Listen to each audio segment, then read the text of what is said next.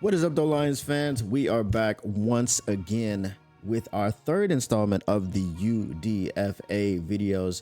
Today, we are going to be tackling the long-awaited, I know y'all been waiting for this one, Jackson Meeks. That's right, you guys have probably already heard by now that is Za'Darius Smith's nephew. And there is some interesting information about this that I didn't particularly know when we signed him, but let's go ahead and get right into it. As I said, I'm going to be giving you as much information as possible, so please strap in and get ready. If this video is gonna be too long for you, then it just ain't for you. But if you are looking for as much information as possible, then stay tuned until the end. All right, so let's get into it. Jackson Meeks enters the NFL as a physically imposing wide receiver prospect, measuring approximately 6'2" and weighing between 205 and 216 pounds. Signed by the Detroit Lions as a priority undrafted free agent.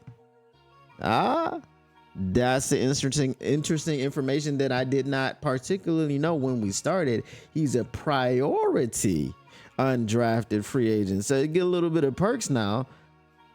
Imagine what kind of message Brad Holmes is sending by signing Za'Darius Smith's nephew as a priority undrafted free agent, not just a regular one. He's a priority. The plot thickens. Cash Doll, make sure you throw him a nice little, you know what I'm saying, celebration party and everything, and make sure you invite Uncle Za'Darius. You know what to do. But following the 2025 NFL draft, his collegiate career followed a distinct path. 3 seasons spent primarily as a backup receiver and core special teams contributor for the national championship winning Georgia Bulldogs, followed by a transfer to Syracuse where he experienced a statistically dominant breakout senior season. Meeks' primary strengths lie in his exceptional abilities to win contested catches, ranking among the nation's leaders in 2024. His overall physicality deployed against press coverage and at the catch point, reliable hands through contact, significant value as a tenacious run blocker, and proven multi-phase special teams experience cultivated at Georgia. Conversely, key concerns revolve around a perceived lack of high-end vertical speed and explosiveness, which contributes to difficulties in creating consistent separation against man coverage. His route running requires further refinement, with reports noting wasted movement and a tendency to telegraph breaks. And his profile is somewhat limited by having only 1 season of significant offensive production. Meeks projects as a depth receiver, wide receiver 4 or 5, whose skill set particularly his blocking prowess aligns well with the demands of Ben Johnson's offensive scheme in Detroit. It is no longer Ben Johnson's offensive scheme. My scouting department is a little bit behind on Johnny Morton, so we need to change that up and update them on who's running the show now. No, it's not Osama Ben Johnson anymore. It's Johnny Morton. Not the wide receiver. Don't get it confused. All right. His most viable path to securing a roster spot likely involves making an immediate and substantial impact on special teams while demonstrating that his physicality translates effectively to the NFL level. His game draws comparisons to players like Jordan Whittington, known for toughness and role-specific contributions rather than dynamic athleticism. All right, so his collegiate career trajectory: Georgia Bulldogs tenure 2021 to 2023. Jackson Meeks arrived at the University of Georgia as a 3-star recruit from Central High School in Phoenix City, Alabama. Joining the Bulldogs 2021 class during his 3 seasons in Athens, Meeks was part of 2 national championship winning teams, but his role on offense was limited. He served primarily as a backup wide receiver, buried on a depth chart, consistently stocked with elite talent. So he's a champion. He's got that championship level grit, tenacity, and all that stuff, right? He's a champ. Don't forget that. His offensive statistics reflect his limited role. Across 36 games played for Georgia, Meeks accumulated only 10 receptions for 132 yards and no touchdowns, seeing just 20 total targets over 3 years. Despite the minimal offensive impact, Meeks carved out a significant niche as a core special teams contributor. He was relied upon across multiple units, leveraging his physicality and toughness, peaking with 194 special team snaps during the 2022 season. His 5 recorded tackles during his Georgia career further underscore his active involvement in coverage phases. Let's see here. All right, so Syracuse Orange breakout 2024. Following the 2023 SEC championship game, Meeks entered the NCAA transfer portal.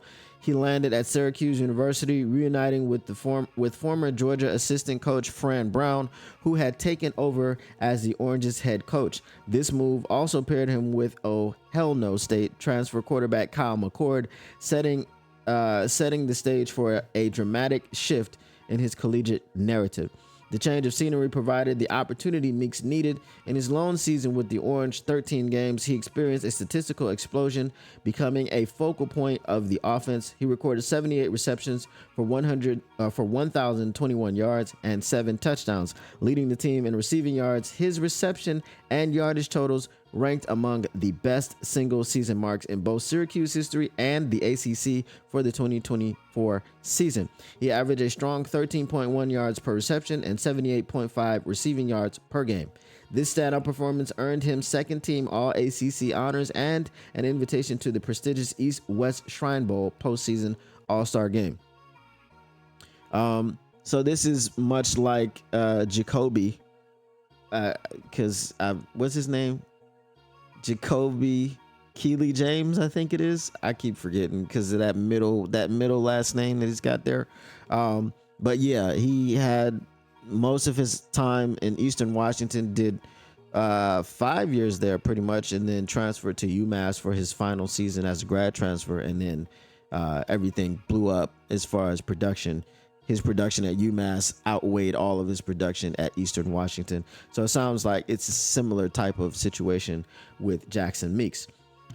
This breakout campaign wasn't necessarily the result of a sudden massive leap in skill, but rather the convergence of opportunity and readiness. Transferring offered the significant offensive snaps unavailable at Georgia. The familiarity with Coach Brown likely facilitated a smoother transition and fostered confidence, while the connection with a capable quarterback in McCord proved productive.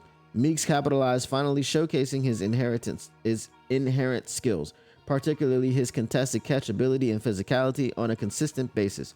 While impressive, the nature of his one-year wonder production profile remains a factor in his NFL projection as teams weigh the sustainability of his 2024 performance.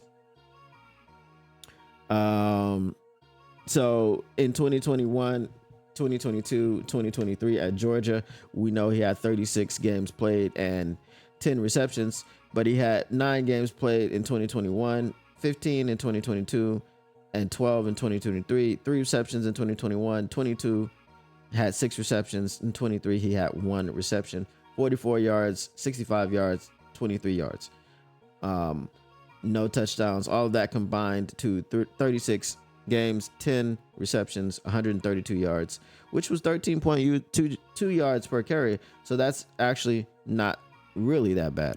And then with Syracuse, he was there for the 1 year. We know, as we just said, 13 games, 78 receptions, 1,021 yards, 13.1 yards per reception, and 7 touchdowns. So physical profile, athletic testing. Jackson Meeks possesses the prototypical size for an outside NFL wide receiver. Verified measurements place his height at 6 feet 1 7/8 inches, commonly rounded to 6'2". His height has been listed between, or his weight has been listed between 205 pounds on college rosters, and a more recent verified scouting report weight of 216 pounds. The latter figure likely being more representative of his pre-draft physique. Despite his productive senior season and SEC background, Meeks was not invited to participate in the 2025 NFL Scouting Combine. Consequently, his athletic testing data comes exclusively from Syracuse's Pro Day held in the spring of 2025. So his vertical jump is 34.5 inches, broad jump 10 feet, 3-cone drill 6.79 seconds. So let's see. So we could not find his 40-yard dash time, his short shuttle, or his bench press numbers in what we were able to look through. So his scouting analysis, we're going to do his strengths and weaknesses, and then we'll go ahead and wrap this thing up. But Jackson Meeks brings a distinct set of strengths to the table, centered around physicality, reliability at the catch point, blocking, and special teams utility. Physicality and competitive toughness. Meeks plays with a palpable intensity, described as ultra competitive with a good fire in the belly. He embodies the toughness coaches covet. His former coach, Fran Brown, reportedly called him a dog. This physicality manifests in his ability to combat press coverage off the line and fight through contact at the catch point. He is unafraid to work over the middle of the field and absorb hits, and consistently plays through the echo of the whistle. He's a contested catch specialist. This is arguably Meeks' defining trait. He excels when the ball is in the air and coverage is tight, demonstrating impressive hands, exceptional body control, and keen ball tracking skills. Highlight reels corroborate his proficiency in winning 50-50 balls. His status as one of the nation's leaders in contested catches in 2024, number 2 in FBS with 21 per Dane Brugler, provides statistical validation. His hands are notably strong through contact, allowing him to secure difficult targets even when draped by defenders. Combined with a wide catch radius and good body control along the sidelines and on back shoulder fades, he presents a reliable target in tight windows. Run blocking prowess. Meeks stands out significantly as a blocker. Evaluators described him as having very good run game skills. He brings his trademark physicality and effort to this phase, playing hard, often described as chippy, and demonstrating a desire to finish blocks and act as a tone setter. His technique is sound, showcasing good grip strength to sustain blocks in space and a willingness to engage defenders effectively both on the perimeter and when aligned tighter to the formation. Syracuse recognized this strength, frequently utilizing him as a key blocker on the play side in their RPO schemes and assigning him various blocking tasks like cracking down on linebackers or sealing alleys for the runner. Special teams value. His background in Georgia provides a prominent special teams profile, having logged significant snaps, peaking near 200 in 2022 across multiple units for a championship program. Demonstrate his versatility and commitment in this crucial third phase. While specific roles aren't fully detailed, his tackle statistics and scouting notes mention his blocking habits being bred by his punt return role, suggested involvement in coverage units, and likely as a physical blocker enforcer on return teams, aligning with his skill set. This extensive special teams experience is a significant advantage for any player competing for a roster spot, particularly an undrafted free agent. Zone savvy and feel. Meeks displays a good understanding of how to operate against zone defenses. He is adept at finding soft spots, knowing when to sit down in open windows underneath coverage. He shows good timing and feel for attacking vacated space, potentially projecting as a reliable middle of the field zone squatter at the next level. All right, his weaknesses or areas for development. Doesn't say weaknesses. So it's separation ability and route running. This is the most frequently cited area of concern.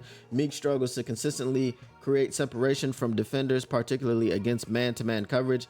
He's been described as more of a space claimer than a space creator, relying on his frame and physicality rather than nuanced movement to get open. His route running needs significant refinement. Reports indicate wasted movement in his stem, characterized by swaying, which hinders his ability to get upfield effectively. Furthermore, he can telegraph his breaks, especially on inside routes, making it easier for defenders to anticipate his moves. Due to his lack of natural explosiveness, his route breaks must be pristine to generate space. He also reportedly lacks spring and bounce at the top of his routes, and his overall athletic profile may limit the tempo and cadence he can achieve through the stem. Vertical speed concerns. Meeks does not possess the elite top end speed or explosive acceleration off the line necessary to consistently threaten defenses, particularly on vertically or run past cornerbacks on the perimeter. He's explicitly described as not a burner, which will likely limit the types of routes he can effectively run and the roles he can fill in an NFL offense. Consistency and production history. The fact that Meeks had only one season of significant offensive production during his 5-year college career raises questions about consistency and whether his 2024 breakout was an outlier or indicative of sustainable development. Okay. NFL teams will need to determine if he has truly turned a corner or if his production was heavily situation dependent. Yards after catch. While Meeks demonstrates good vision to find space after the catch and will fight for extra yards using his physicality, he is not considered a naturally gifted yak creator compared to more dynamic athletes. He is less likely to turn short completions into explosive plays. All right. So let's see. How does he fit with the Lions? Jackson Meeks' skill set presents an intriguing potential fit within the Detroit Lions organization, particularly considering the team's offensive philosophy and recent history with undrafted players. Scheme fit in Johnny Morton's offense. Offensive coordinator Johnny Morton's scheme places a notable emphasis on the run game and utilizes play action effectively. Within this system, wide receivers are expected to be active and effective participants in the blocking scheme. The successful integration of Tim Patrick in 2024, whose physicality and blocking were highlighted as a perfect fit for a secondary receiver role, underscores this requirement. Meeks' profile as a strong, willing, and technically sound run blocker aligns perfectly with this prerequisite, potentially making him more valuable in this specific scheme than he might be elsewhere. Furthermore, while quarterback Jared Goff has proven highly efficient, Morton's scheme is often praised for creating quarterback-friendly reads and simplifying throws. And obviously, we know that Morton was here when they were creating the offense and the scheme. So it's easy to draw parallels as to why Morton's scheme would be similar to Johnson's scheme.